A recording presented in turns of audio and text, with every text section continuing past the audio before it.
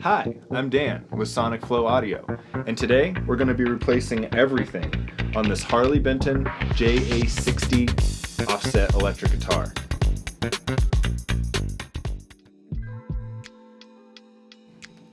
So a little bit about why I'm doing this to this guitar, because honestly, this guitar is amazing already out of the box. For those of you who don't know, these guitars retail for $169.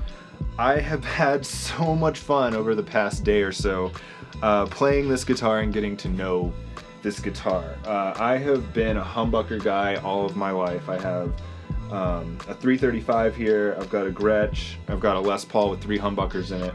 I have been wanting a Fender style electric guitar for quite some time now. Not since the beginning of my playing. I resisted for a very long time. But in 2013, Fender released the Fender Marauder, which is a reissue of an older guitar that never really took off, but I worked in a couple of studios and I had a couple of roommates that had one, and they are just so sonically capable. I don't know why it wasn't more popular. In the studio, people would ask for a Fender and usually ask for a Strat or a Tele, and we had those. We had a really nice American Telecaster with lipstick pickups, and or maybe a lipstick pickup, and I think a Korean or a Mexican Stratocaster with upgraded Lindy Fralin pickups, and people still would pick this Marauder, man. So when I saw this guitar online, I thought maybe I could get this close to what that guitar is. They're kind of getting harder to find. They're about $1,000 now. So yeah, I just wanted to see what I could do with it. So I am going to be upgrading and replacing pretty much everything on this. The body, I'll be keeping the body, the neck pickup, and the pickguard. Pretty much everything else is going. I'm going to be adding a knob where this input jack is and putting the input jack down here. Both of these volumes will be push-pull. This one in the neck position will be a series parallel switch. This will coil tap the humbucker that I'm going to replace here. I've got a dual blade 4-rail humbucker that's close to what the Marauder had. The Marauder has a 3-blade triple bucker. As far as I can tell, you can switch between each blade, whereas the one that I'm putting in, correct me if I'm wrong about that, but the one that I'm putting in has a 4-blade, so it's north-south, north-south. I think it's a little less capable of what the triple bucker is. But I've got a wiring diagram coming from Guitar Electronics. I tried to do one myself. I might have gotten close. I can show you some of them. Some of them aren't complete, but I have done quite a few of them in my notebook, starting with very simple, it's been a journey here.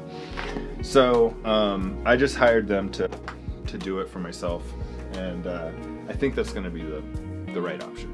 I also, not only finding these guitars has been really exciting and a joy to play, but the community surrounding these guitars have been so helpful and so responsive. There's a lot of videos online, a lot of really cool projects that are coming out of these guitars, and I've been excited to watch many of them before diving into this. I'll put some of the main ones down in the comments below, so you can see kind of where I got the inspiration to even try to do this. So yeah, rewiring and upgrading every component on a Harley Benton JA60CC. Alright, so here I am just getting the strings off for the first time, taking the end stop and the bridge off. Everything came off real easy, and those are the new plugs that hold the new bridge. There's my trusty rubber mallet. I wasn't super happy with how this fit. It was a little tight. They push apart a little bit. I don't know how that's gonna affect playability or adjustability, but I was really happy with how this Xtrem tremolo went on. No problem at all. I believe I watched another video and they did not include the small felt washers that go between the body and the actual hardware unit itself.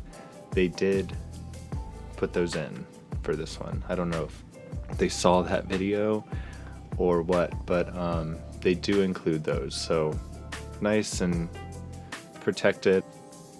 I'm going to use the heavy tension spring here, and now just flipping the guitar over, adjust the camera, don't mind all the pet snacks in the background. We're going to take these tuning machines off, and there's the new ones. I've just always really liked that style. Not a big fan of the metal tuners on the fenders. And here I am putting some lemon oil. This neck was pretty dry when I received it. I did 2 rounds of this. Flooded it once, it soaked in, flooded it again, and then finally wiped it off. And then here's the new shielded pick guard that will hopefully cut down on some of that noise. And now I'm just trying to figure out which size drill bit I need to drill for the new volume pots. They seem to fit in the old input jack okay, so I just use that for reference.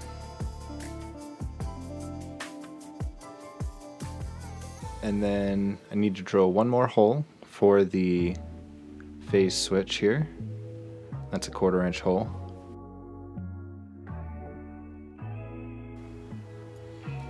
So the new pickup covers have come in, and I like what I have here, but they do not match. I don't know if this is going to show up on camera, but the original one is more, it's almost pink under light, and this is a, this is more aged, like vintage. These are real Fender Jazzmaster covers. So I have the option, I think I'm going to put this here, and then I'm going to use the other one. I'm going to take, if you can see on the other one, there is a strip of black something adhesive, possibly hot glue or something. So I'm going to take that out and just replace both of these. I'll have a video of that soon, but that's what we're working with right now. I think it's pretty obvious that it's different, and they match the knobs perfect as well. If you see, this is not quite matched, and this is a little happier. So cool. So here I'm just measuring what size hole I'm going to need to cut in the pickguard cover that I was just talking about. It seemed to be about 67 millimeters by 33 or so.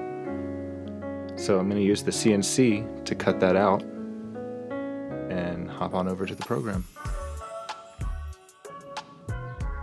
Alright, so here we are in Snapmaker Luban, which is my CNC, actually 3-in-1 printer, but today we're going to be using the 3-axis CNC. It doesn't really matter how big the job site is. I'm going to start by making a rectangle,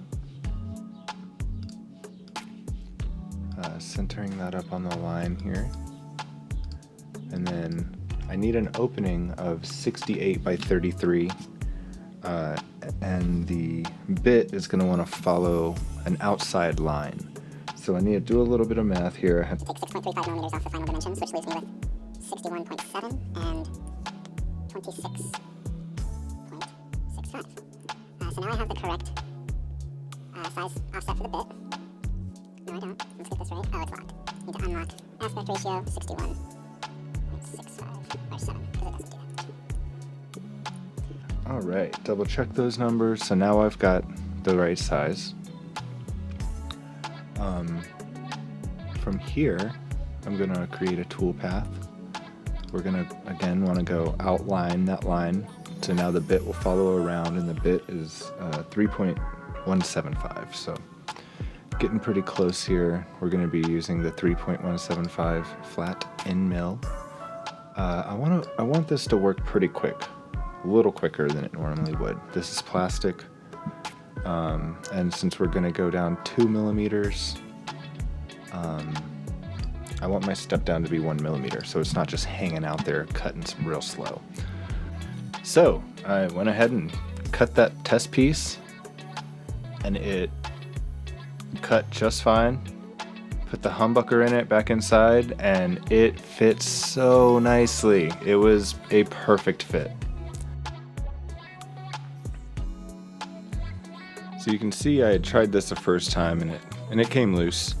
So this is my second pass, and I cranked the heck out of these things, and it still ended up coming loose, which was, this happens in the CNC sometimes. And I went over and stopped the machine, and was surprised to find that it was just one little gouge. So I ended up finishing that off with a jigsaw, and I think I'm going to be able to use it, at least for now.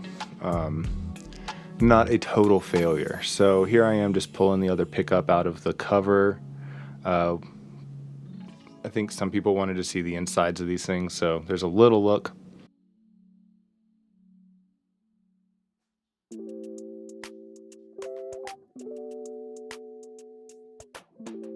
Here's what it looks like now. I'm really happy with it.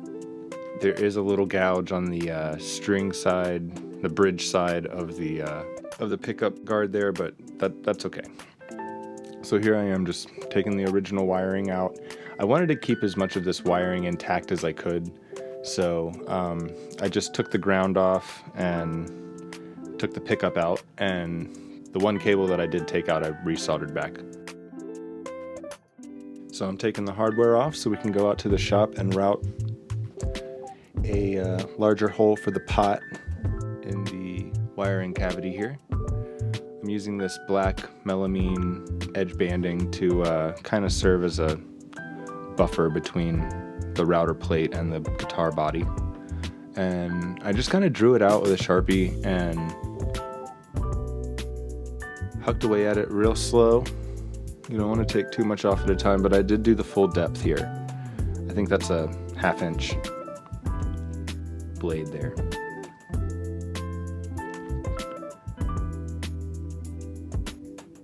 Blow it out. And here's what the new hole looks like. So now we're going to work on the input jack. Been kind of saving this one because it's been the scariest, but I made a test cut with the bit that I was planning on using. Made sure that it wasn't going to show any extras. And I used this spring punch to set a place where the bit will go into.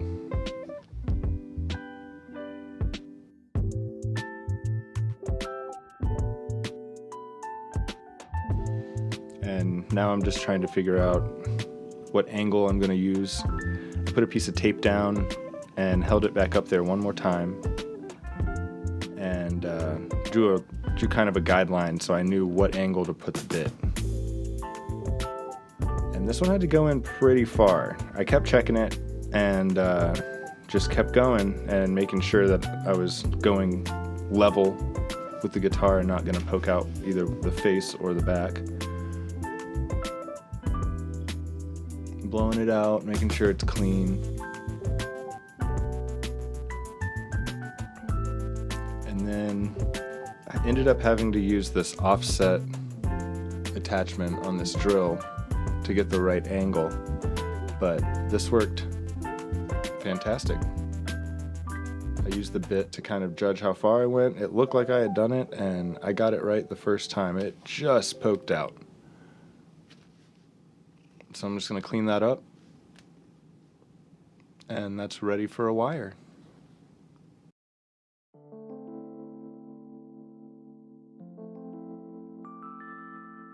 I put a piece of tape on the jack and just kind of lined it up by eye the best I could, and then I used these self-drilling VIX bits, usually for like door hardware and hinges and stuff like that, but it's really useful for drilling holes in pretty much anything that has a guide on it already.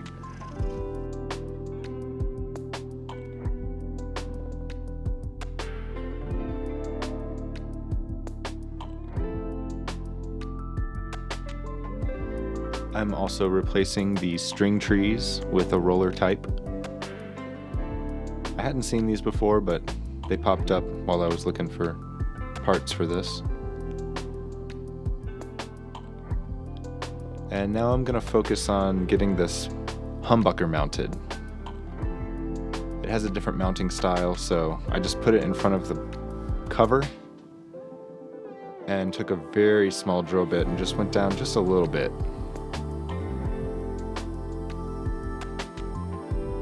Finish it off with the pickup out,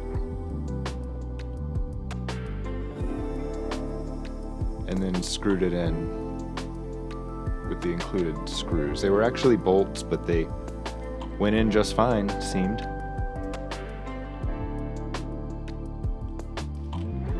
So this is a template that I printed out and glued to a 1/4-inch piece of plywood, just to make the wiring a little easier.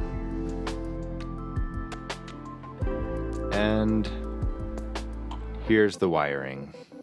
I didn't capture every bit of this, but it was a slow and tedious project. I did find this little Mallory cap that's 0.022 capacitance that I'm putting on the tone.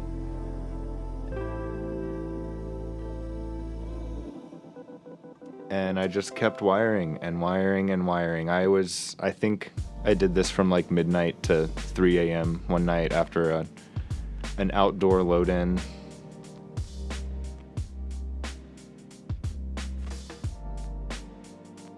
And I'm gonna skip ahead to where it's just gonna start getting more and more wires, because this was a pretty involved process. I have 2 push-pulls and a phase switch. And I got this wiring diagram from Guitar Electronics. So I pretty much started with the output jack and went backwards from there. I figured if I got confused and lost at some point, I could start at the other end where the pickups are and meet in the middle, and that's kind of what I did.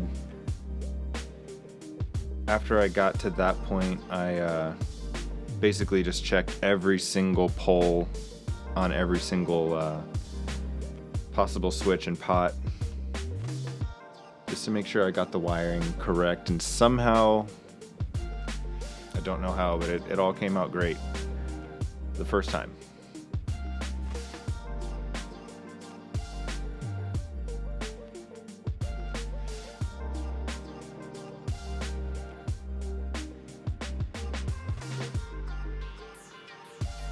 So here I am putting the screws in for one of the last times, hopefully. At least until I want to change something else.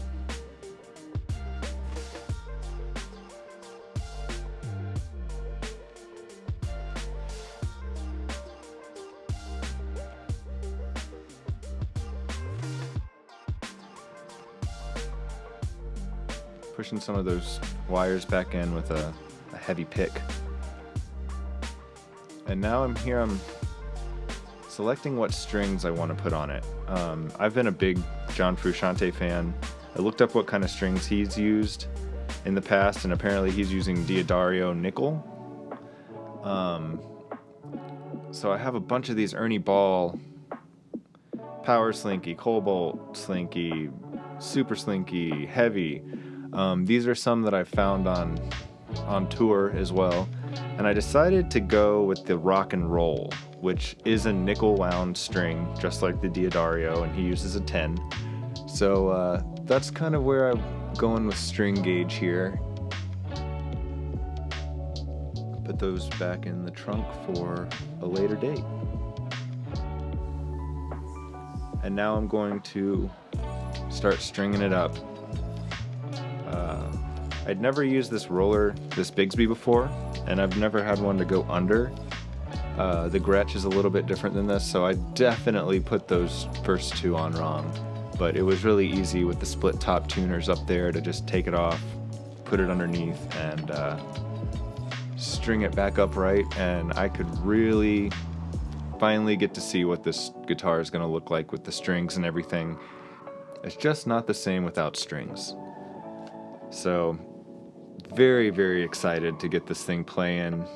I've been working on it for about a week now, off and on. I've had quite a few gigs and load-ins to do between, but no matter how tired I've been excited to get back to this thing and keep working on it.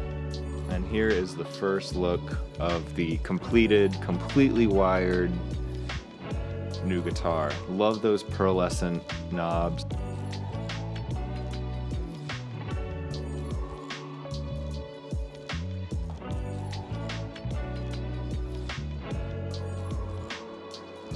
Here's a little snippet of the input jack that has been relocated. There's the 1 meg pot with the Mallory cap, the bridge volume that coil splits the humbucker, and the neck volume that switches between parallel and series wiring.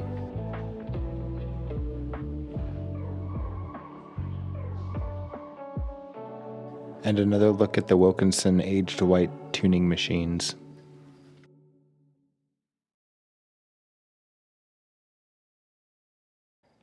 And now we're going to do some before and after of the tones of this guitar.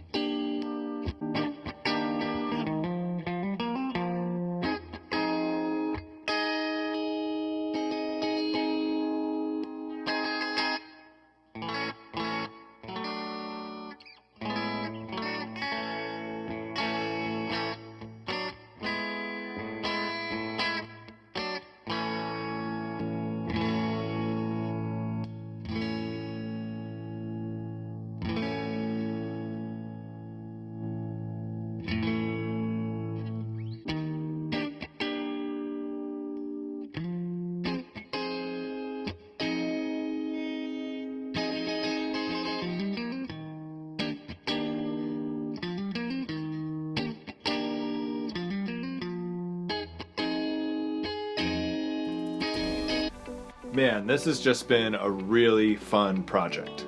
I really feel like I accomplished what I set out to do, which was make a Fender Marauder on steroids. It had a couple of different things like the triple bucker and the 5-way switch, but I think I made up with it with the push-pull things here. I didn't know I was gonna like the series parallel thing so much. The other way, the series really gives a cool, kind of dark, crunchy sound that I was not expecting. There's just so many possibilities. And then this, after playing a little bit, it seems that this knob wants to be at around 5, which is probably about where all my other guitars are.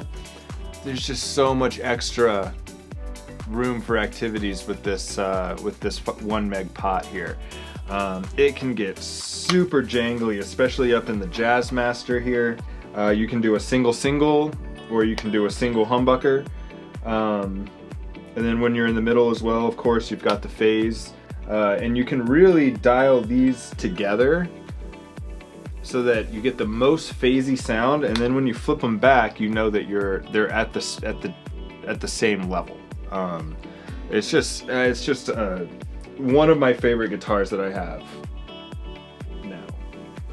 I don't think anything will beat the Gibson, but yeah, thanks for checking out this video. This just so happened to be the first video that I've made. This is not going to be a guitar channel.